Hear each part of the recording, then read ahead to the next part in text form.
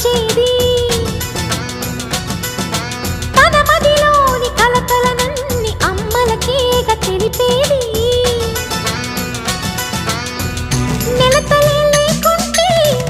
దేవుడికి నెలవేది భక్తులే రాకుంటే గుడికి ఇక వెలుగేది దయతోటి కుంకుమ పూలు అక్షింతలు మనమంతా ఇవ్వాలి తన తాళి నిలపాలి తాళి కాచి